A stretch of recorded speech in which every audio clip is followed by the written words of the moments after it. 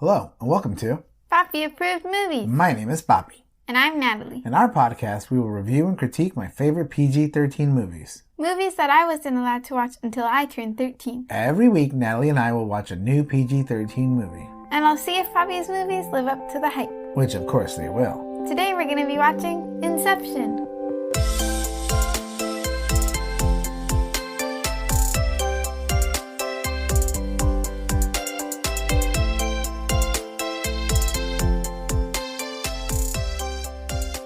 Before we begin, there will be spoilers. If you haven't seen the movie and don't want it to be spoiled, press pause and come back when you're finished. Now, Papi, tell me the deets on this movie. Inception came out in 2010 with a runtime of 2 hours and 28 minutes. It's actually the longest movie we've seen so far. It was written and directed by Christopher Nolan. The main stars are Leonardo DiCaprio, Joseph Gordon-Levitt, and Elliot Page. Fun facts. Well, this movie is riddled with Easter eggs, and if you like Inception as much as I do, please check them out online. Nolan's attention to detail is remarkable. So what do you think, Nat?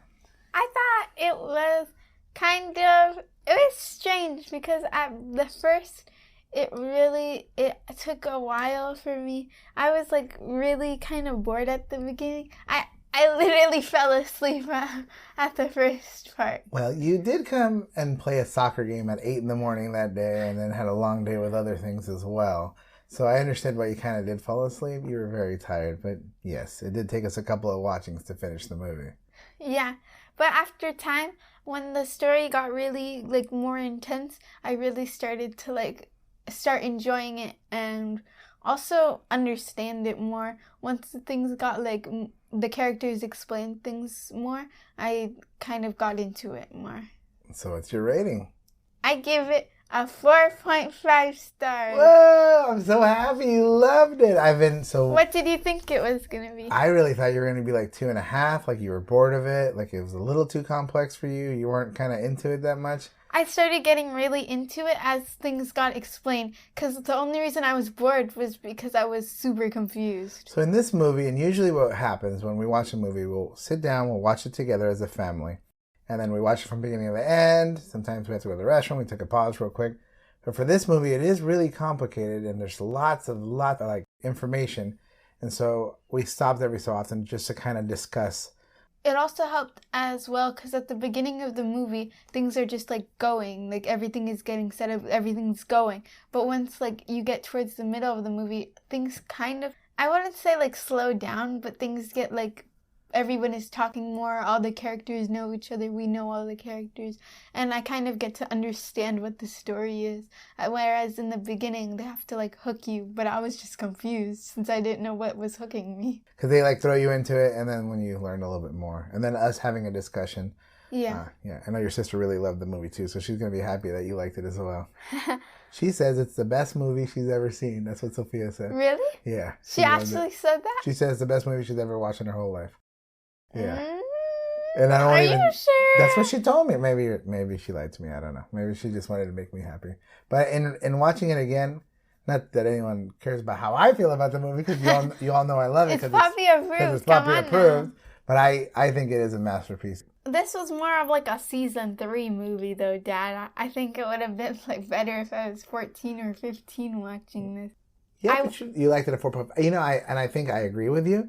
I think that I got more out of it than I did 12 years ago when I watched it in the movie theater with Mom. So, I think this is one of those kind of movies that I think the more you watch, the more you enjoy, the more you'll get from it. It'll keep giving. It's keep giving, right? And it's aging perfectly awesomely. And so, I don't know if awesomely is a word, but we'll use it anyhow. We've made a new word just for this movie. Why don't we get into the recap? So, before I begin the recap, Inception is one of the most complex movies that we will ever review on Papi Approved Movies. So please, once again, I'm going to urge you to watch it before you listen to the rest of the show. And I think you'll get a lot more out of it. All right, so let's go ahead and begin. We start with a man waking up in front of a fortress on the seashore. He has a gun and a top in his possession. Some bodyguards take him up to an old man who eventually recognizes the top and is shocked to recognize the man. That's the scene that kind of threw you off, huh? You didn't know what was going on at all. Yeah, that's what really got me confused. Yeah, me too. And then later on, we see the same characters in different settings 5 seconds later, so it's kind of odd, yeah. We learn that the man from the seashore is named Dominic Cobb. He and his associates, Arthur, are extractors. They have the ability to go into people's dreams and steal vital information. They're trying to steal from a man named Saito. The plan goes sideways when a woman named Mal foils their plan. The dream begins to crumble that all of them are in, and they all wake up in a hotel that's being attacked by rioters. Saito realizes that he's still in a dream, and Cobb and Arthur wake up for real and abort their mission. That one was also confusing because I didn't know they were in a second dream. They're in a dream inside a dream. Yeah, nothing was really explained at that point, like about all the dream stuff since the movie was just starting out. And I was like, what's going on? And then he's like, the carpet's not real. That's how he actually realized, because he felt the carpet and he felt it wasn't the right material. Right, he realized that the carpet was unreal, so that's how Saito knew that he was still in a dream. Yeah. And they were trying to steal, like, secrets from him. So at that point, he's like, the rug is fake. I'm like, why is it fake? It's just a rug. Right, it's not the, yeah. What are you talking about, it's a fake sir? rug, yeah. In the next scene, we see Cobb spinning a top. The top is a totem, something that will tell him if he's in the dreaming or if he's in the real world. If it spins forever, he's in a dream.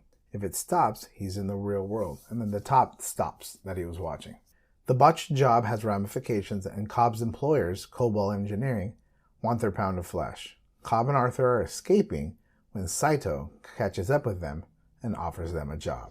You know, the same people they were trying to steal from says, hey, do you want a job, guys? After they fail. Too, right? I know. This is not very good thought out. Like, you guys did a really bad job last time.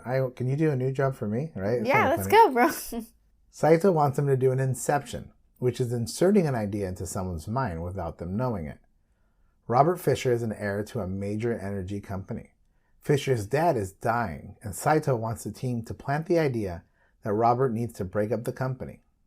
Cobb agrees to do the job when Saito says he will take care of Cobb's criminal history so he can go home to see his kids. Cobb and Arthur recruit their team. They get Ariadne, an architect, someone who designs dream worlds. Next, they pick up Eames, who's a forger, someone who can pretend to be someone else inside a dream. Then they pick up Yusuf, who's a chemist. His dream compound is so strong, it can help them get into multiple dream levels. This is just like cough syrup, right? Like intense, crazy cough syrup that makes them sleep for hours upon hours upon hours. Yeah. So much so that they don't wake up. They must be so well rested. Yeah. Because they always sleep so much. Also, throughout the movie, they're always seen, like, once they knock them out, they, like, immediately, like, fall asleep, right? How do the actors keep straight faces? There might be so many takes of them having to pretend, like, what? Professionals. They're professionals. You mean like an outtake reel of all them, like, just laughing too hard? Or them just, like, falling asleep too dramatically, and then they're like, no, we gotta redo it, you guys. Yeah. You know, there's some of the characters in the movie, and their names are really important. Like, Yusuf is, the English version of Yusuf is Joseph, who's a dream interpreter in the Bible, and then he helps them get into dreams. Cobb's nickname is Dom. Dom means home in some languages, and Cobb's mission is to get home to his kids. There are a lot of cool those are little Easter eggs that we were talking about before. A lot of little things like that. And then all the characters' names, if you put all their characters' names back to back or right next to each other. The initials, right? The initials spell out the word dreams pay, which is part of the extractors' jobs that they get paid for doing stuff in dreams. So it's kind of cool. Little things like that are all over this movie. So as the team prepares, we learn a lot about dreaming. First, we learn time works differently. 5 minutes in a real world is 1 hour in the dreaming, or something like that. And time is longer the deeper they go into dreams. So like a level 2 dream is even longer than the hour, and level 3 dream even more. That's really like a scary thing about that. Because even if you're gone for a few seconds, you could be gone for so long. And then it's like, almost like if you went into like a dream for a while, you could technically become like somewhat immortal in some way. It's a good point. Good point. We're going to learn a little bit about limbo, how time has pretty much stopped still in the real world, and then how that can kind of break your mind a little bit. Yeah. Yeah. Every person walking around in the world is part of the dreamer's subconscious. We learn that if you die in the dream, you wake up, except when they use Yusuf's compound.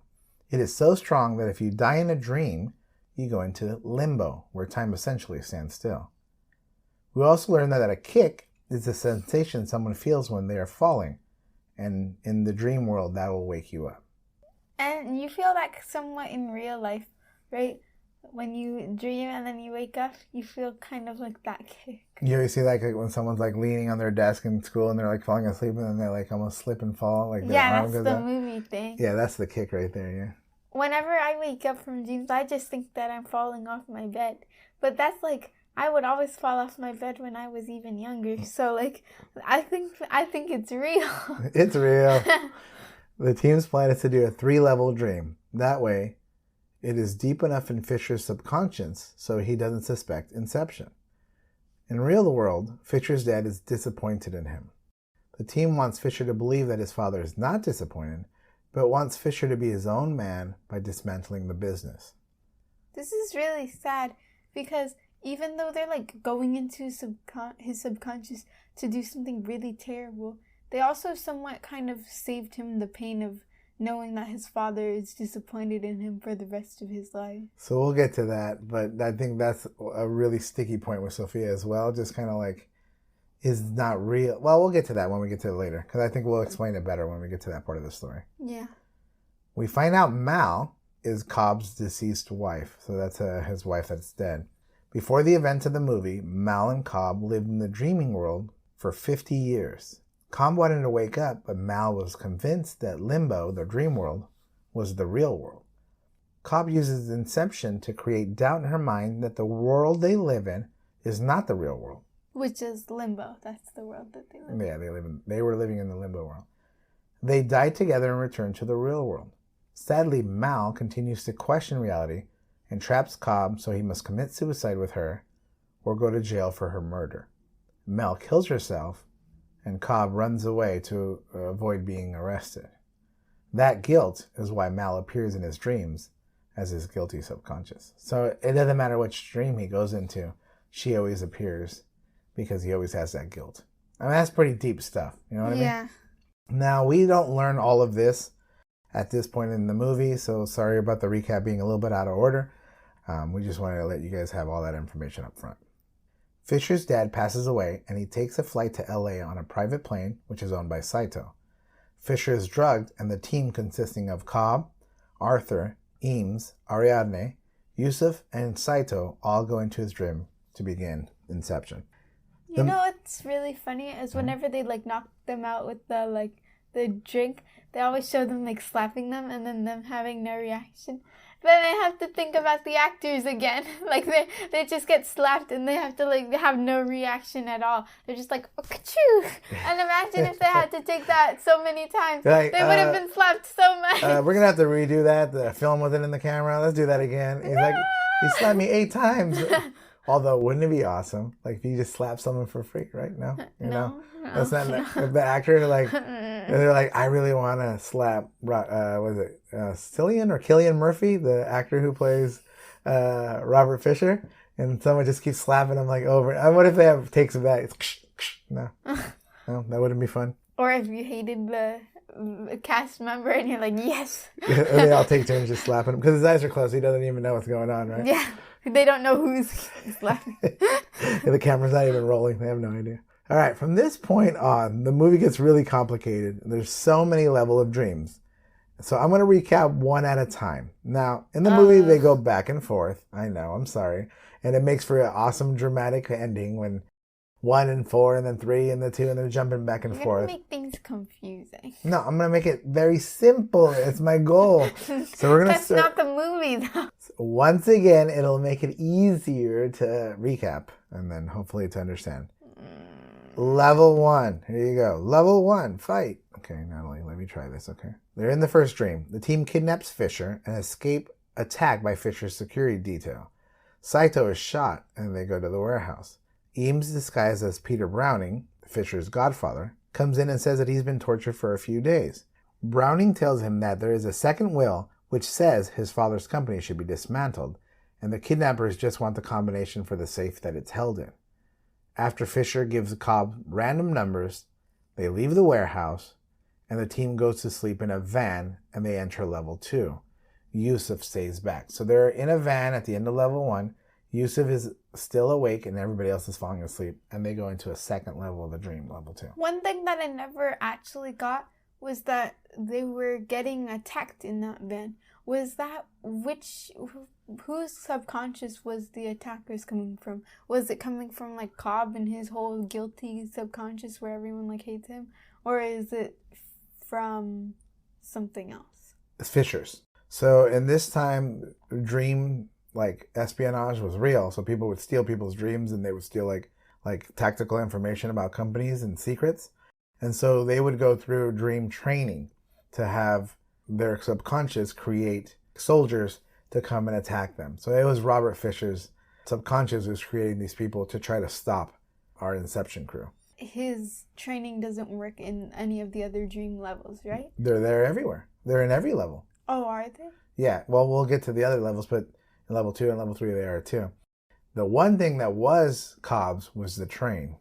Because we'll find out later that he and Mal died by train. They were ran over by a train. And so there's a train that hits them in the middle of the level 1 dream. But that was Cobb's, not Robert Fisher's. But the people are Robert Fisher's subconscious training that helps him try to avoid being, murdered, or not murdered, but avoid for like secrets to be taken out. Yeah, because I figured Ariadne wouldn't like set up people to make their job harder because she makes the dreams, right? No, Ariadne would not. Level 2. So now we're into level 2. Yusuf's left behind driving the van, and we're going to find out what Yusuf does to wake everybody up later in a kick. Fisher's at a bar, and Cobb comes to him and says that they are in a dream. Cobb says that he's part of Fisher's subconscious training.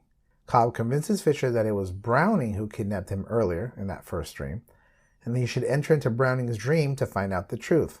The team goes to sleep and enters level 3, and Arthur stays back. Now, this is where you do see their subconscious. Remember, Arthur's is fighting all these guys.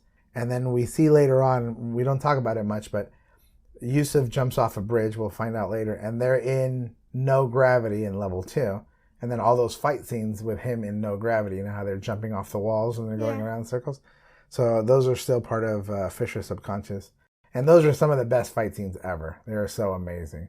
And then most of them aren't even special effects. It's like ropes. And then the actor, Joseph Gordon-Levitt, he actually did training to do all those. I think he only did all those special effects except for like 1. So no stunt double? No, like it was him that was doing all the fighting and attacking as that whole world was going around in circles and he was jumping from wall to wall with no gravity. Wow, I can't imagine how it was like building that set. Yeah, I'd love to see a behind the scenes kind of thing because it looks really amazing. And it was really, really cool the way they were fighting. And Arthur seemed to know how to fight in that kind of setting, Yeah. Level 3. The crew needs to enter a vault inside a snow fort. See all the guards that are protecting the snow fort? Those are still part of Robert's subconscious. Eames, Fisher, and Saito go in. Saito eventually dies from the gunshot wound and ends up in limbo. Fisher is about to get into the vault when Mal comes and kills him, sending him to limbo as well. Here comes Mal out of nowhere. Cobb and Ariadne go into limbo to go get Fisher. All right, so now we're in level 4. It wasn't the plan that Mal was going to kill Robert. Yeah. So they go into level 4 to go get Robert back. My one question, also Saito at this point is injured. No, he died. So he died in level 3 and then he went into limbo. Why? He wasn't killed by Mal though. So no, why he got did he shot. go? Remember he got shot? He got shot in level 1 and the wound got to the point where he died. But, okay. But then why is he in the limbo that is created by Mal and No. So the Cobb? limbo wasn't created by Mal and Cobb. The limbo was that 4th level of dreaming world that because they're using Yusuf's compound, if you get shot, you end up in limbo. So that's how Saito got. He died, or not get shot. If you die, you end up in limbo. Oh. Yeah. So Ariadne finds Fisher in limbo with Mal's help, and they make a kick to get them both back to level 3. So now Ariadne and Fisher are back in level 3, but Cobb stays to talk to Mal and find Saito. Cobb convinces Mal that he was the reason she believes that the reality is false, and she lets him go. Or really, he lets go of his guilt. Back to level 3. Robert gets into the vault and sees his father dying. His father tells him that he is not disappointed in him and that he wants Fisher to be his own man. Fisher looks in the safe and finds the will and a pinwheel from his childhood. Fisher now believes his father loved him and wants him to be his own man by dismantling the company. So Inception worked. Yeah, but this is also really sad because he was disappointed. His father in the real world was disappointed in him. Yeah. But they created this false reality in this dream. So that he didn't believe that. He didn't believe that, and that his father wasn't disappointed. He was just disappointed that he never got to be the man that he could be, and that he should dismantle the company. There is no will. There is no pinwheel. And the father never really loved him. Which is so sad. That's what Sophia was devastated because she's like, this man believes now that his father loved him. When he never did. That's, as I was saying before, that the whole planning an idea is not a very good human thing to do. But it kind of helped in a way because he now knows that his father, in his heart, even though he doesn't actually, that his father loved him and wasn't disappointed, which is better than thinking that your father was disappointed in you your entire rest of your life. I feel like that's a tough one because it's not real, right? But he thinks it's real, so. But it's not. So I don't know. I guess at the end of the day, the perception is more important than the reality, especially now that the father's gone. Yeah. And if we look at the story in general, none of these guys are good guys. Yeah. And first off, they're thieves, right? And then now they're doing something called Inception to have this guy break his company up. But that's only so that way Saito, they were trying to stop this monopoly of the Fishers, but really I think he was just doing it for himself, right? Yeah. So I don't think any of the people were good, although we like them as our heroes. We know that they weren't necessarily good people. They were criminals. Then we see all the kicks triggered. So this is a really cool part. Level 3, Eames blows up the fort. Level 2, Arthur makes the elevator a rocket. And level 1, Yusuf jumps off a bridge and lands in the water. Now in the movie, all of these are happening at the same time, back and forth. And Yusuf falling off the bridge before hitting the water is in slow motion while everything else is happening. So it's really cool. Cobb is in limbo still with Saito as an old man. The first scene of the movie, we realize that the first scene of the movie is kind of the last scene of the dream, right? Now we know where this scene came from. Yeah. Saito remembers who he was, and then they both wake up on the plane. They land in LA, and Cobb fears that he'll be arrested at the airport. When he isn't, he goes and sees his family. He spins the top, and we see it wobble, but we do not see it fall down. Then it goes to credits. The end. Natalie, before you tell me if this movie could be made today, before you tell me more about the Bechdel test, I need to know, Natalie, does the top stop? Is he in the real world or is he still in the dreaming? What do you think, Natalie? He's in the real world. You think so? Well, because the whole point of the top is that it spins and spins and spins, and it does not falter in any way. It stays the exact same. And so if it wobbles, that means he's in reality. But then it continued to spin still. It never stopped spinning. But it was going down. But we don't know. You don't know. It doesn't go... It doesn't go all the way around. This is a listening podcast. You can't be using your fingers to explain what you're doing. Sorry. Imagine a top going around and around and around without any movement whatsoever. You think that's what it's supposed to look like? Yes. Okay. But it didn't. It started to wobble. It was going like that, but then it starts wobbling, and then the top starts going down. Gravity, if something starts going down, it's not like it can just go back up again. Unless it's a dreaming world, and then it can do whatever it's supposed to. And the top is supposed to stop spinning eventually. I like to think the same thing. I like to think that the top falls down, and we realize that Cobb is in the real world, and that he's hugging his children, and everything ends okay. But he never even cares about whether it stops or not. Kind of like the whole point is it doesn't matter anymore. Yeah. And he just wants to be with his children. So at the end of the day, and that's funny because if you read online, you're going to hear a bunch of different theories. You're going to hear that the top or the totem isn't his. It isn't. It isn't his totem. It's Mal's totem. And that his totem is a wedding ring.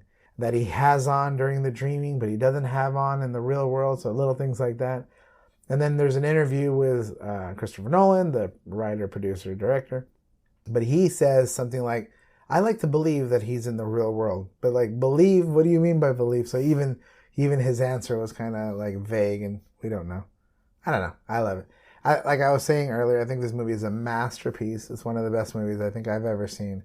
I think I forgot how great it was, and watching it again, analyzing it, coming up with a recap and reading all the Easter eggs and watching videos on it, I think just made me love it even more. So. I have a question for you. Oh, you have a question? Before I ask your questions, you're going to ask me a question? Yes. Go ahead. You were in this magical dream world. Mm-hmm. What would you make your totem? What would I make my totem? Wow, that's a great question. And with zero head time for me to think.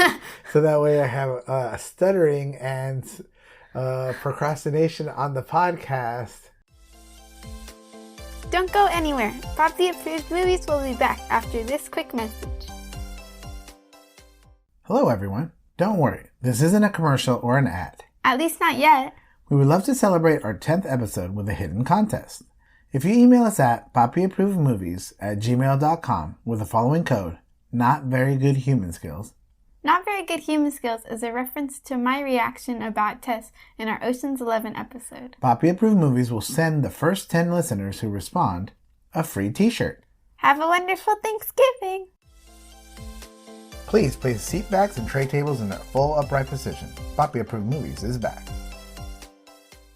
2 hours later. Or something like, or I think like maybe like a rosary, and then knowing exactly how many beads are supposed to be. And then maybe in the dreaming world there are one less bead or something like that. That only maybe a Catholic would know. But of the and 50, people aren't going to count the beads every time you look at a rosary. Exactly right. So that's it. That's my totem. I thought it through. It took me like 4 minutes. Sorry guys on the podcast it took a little listening while. to my brain work. You heard the hamster rolling up there, but so yeah, that would be mine. Okay, Miss Thing, what would be your totem? Well, I don't. So you thought about asking me a question that you didn't even have an answer to your own? Oh, maybe like a lighter. It doesn't light up immediately. Okay. But like in Dream World, it lights up. Oh, that's a good one. Or like a match. Like one is like you strike it and the first time it lights up, and then if it's a dream, it doesn't light up. Okay, I like that. That's a good idea. All right, so let's go ahead and go to our final questions. Could this movie still be made today? I think it could be made today. I think the whole movie could be made today. I didn't see anything that wouldn't be in there today. Your dad finally found a movie that you... Good job, Daddy. Thank you. Are you proud of me? I'm so proud of you. You're meeting natural standards. All right. It's just a common human now, right? Yeah. Good job, Dad. Thanks. I've been working on that for my whole life. You. Thank you so much. All right. Does it pass the Bechdel test? Oh, this is going to be controversial. Technically, it passes. Because... Well, let's go ahead and talk about the Bechdel test. Bechdel test is talk about female or women representation in movies. It has 3 criteria. The first one, are there 2 characters that are named in the movie that are female? Yep, we got Mel and we got Ariadne. Yeah, okay, good. But only 2. But only 2. The second question is, do they talk to each other? Yep. Mal talks to Ariadne about love on this like level 6 in Cobb's dream world. Mm-hmm. And she's like, you don't know what it's like to be loved. And even though she's talking about love, she never talks about a man. She's just talking about love in general, which is another criteria that when they are talking, they can't be talking about a man. So that passes that criteria. So that was my third criteria. So they talk to each other about something other than a man. All right. But there is a problem here. There's one tiny little problem. Is that Mal is dead, and Mal is only a figure of a man's subconscious. So technically, she is from the mind of a man. She's not technically her own woman. She's just thought up by Cobb. So there you go. So Mal isn't a female character, although she is a figment of Cobb's subconscious. Yeah. So in all reality, it's Cobb. That's Mal, right? Yeah, so it doesn't really pass the Bechdel test if you're going to get into it. Okay, so I did pass it, but still kind of dubiously. Is there anything else? No. Okay.